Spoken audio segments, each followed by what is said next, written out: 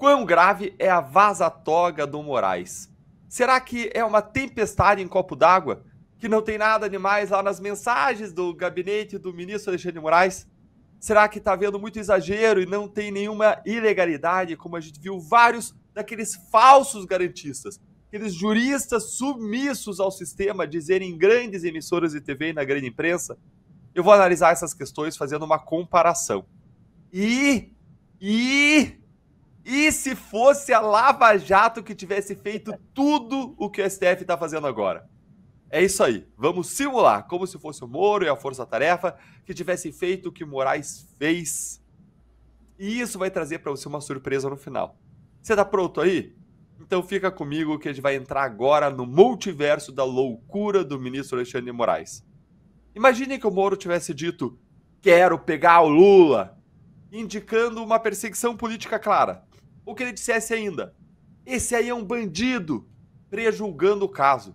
E que ele dissesse: ele é um idiota, xingando um investigado ou réu. Isso seria um mega escândalo, porque mostra direcionamento, mostra pré-julgamento, mostra animosidade. Tudo que o juiz não pode ter com o réu. Mas são frases ditas pelos juízes que assessoravam diretamente o ministro Alexandre de Moraes em relação aos investigados, essas frases todas. E esses juízes eram aqueles que instruíam, que faziam os pareceres para o ministro Alexandre de Moraes, as decisões, aqueles que tocavam o dia a dia. Imagina agora que Moro virasse para o Ministério Público, virasse para mim e dissesse: faz uma acusação contra Lula. E aí eu respondesse para ele: olha, eu não achei nenhuma irregularidade, tá tudo normal. E aí ele dissesse: seja criativo, e desse risadas. E em seguida eu fizesse uma acusação contra o Lula. E aí? Aí poderia?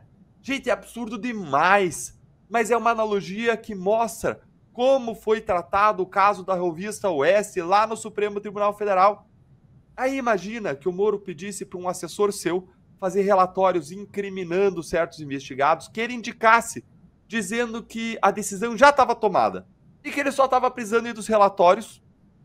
Aí depois saiu o relatório para esconder a sua suspeição dele mesmo, os relatórios fossem fraudados, para dizer que a origem deles era o Ministério Público ou a polícia. Bom, isso também nunca aconteceu na Lava Jato. Mas o que é o que aconteceu agora no Supremo Tribunal Federal, onde a equipe do Moraes, seguindo a sua direção, pedia relatórios ao TSE e fraudava os relatórios para que não indicasse o ministro como fonte dos pedidos e orientações, a fim de esconder a sua suspeição.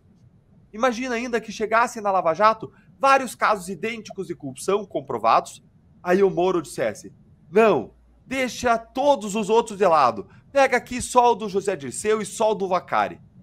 Não aconteceu na Lava Jato, mas nós vimos na reportagem dessa segunda-feira que Moraes selecionava alvos entre várias pessoas que tinham publicado os mesmos posts de conteúdos, direcionando as investigações e decisões numa nítida perseguição pessoal ou política.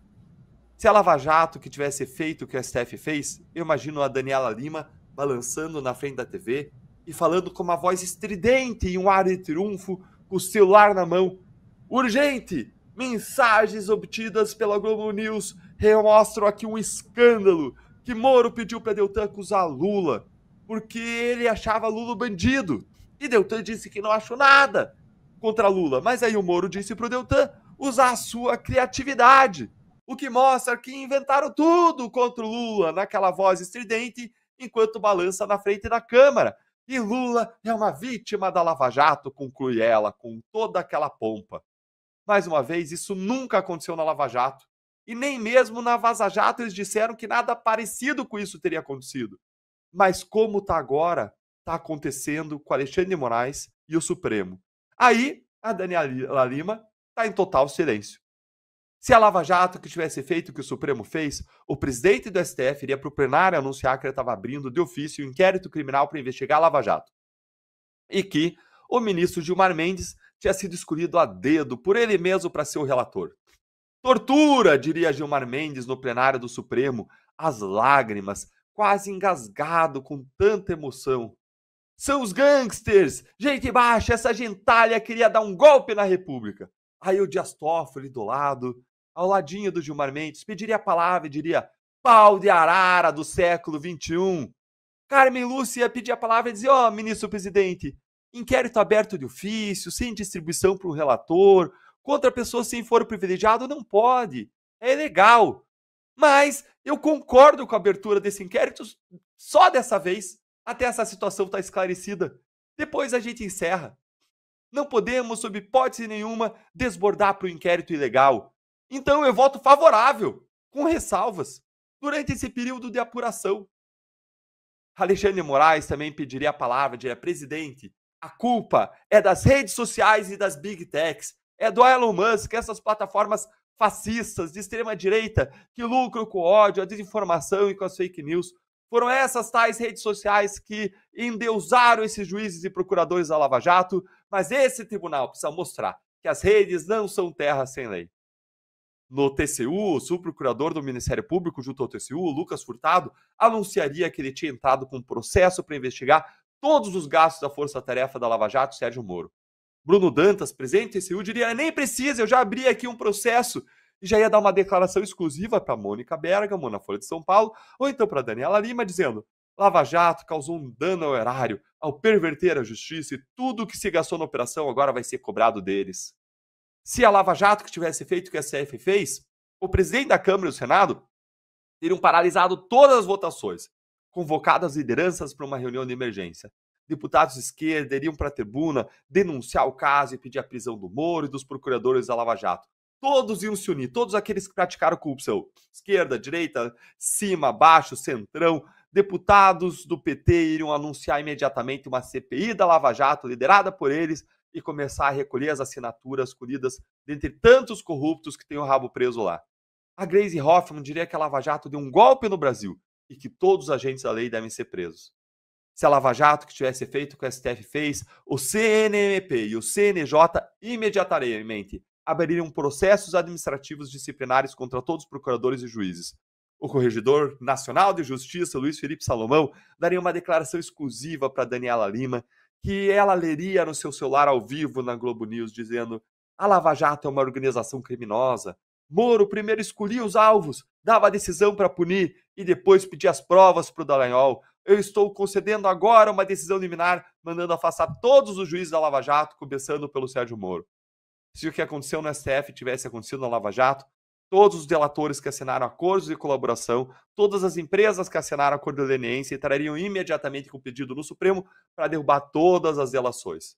Gilmar Mendes, relator do novo inquérito contra a Lava Jato, ia dar uma liminar, claro, derrubando tudo, todas as delações, todos os acordos de leniência da Lava Jato e também de todas as outras que estão fora da Lava Jato. Afinal de contas, a quebra de imparcialidade contaminou tudo e vamos livrar aí os campeões nacionais. Aí, no dia seguinte às revelações, a Polícia Federal ia deflagrar uma grande operação chamada Lesa Pátria. Ia prender o Moro, os procuradores da Lava Jato, de Curitiba, São Paulo, Brasília, Rio. Marcelo Bretas ia ser preso, Gilmar Mendes ia mandar prender também os servidores dos ministérios públicos, da Justiça Federal, desses estados, mesmo não tendo nada a ver com o escândalo. Todo mundo ia ser preso, essas pessoas inocentes iam ficar mais de um ano presas sem denúncia, afinal de contas é a Operação Lesa Pátria, com seus advogados sem acesso aos autos. Deu para entender, agora, se o que aconteceu no STF tivesse acontecido com a Lava Jato, o roteiro seria muito diferente do que está acontecendo agora. E seria parecido, sim, com tudo isso que eu contei para vocês. Abstraídos aí os abusos da reação do STF, tudo isso mostra um pouco da gravidade do que é a vaza-toga. Mas nada disso está acontecendo agora, porque o alvo da vez é o ministro Alexandre de Moraes. Ah, meus amigos, e ele é Supremo. Até quando? Até quando?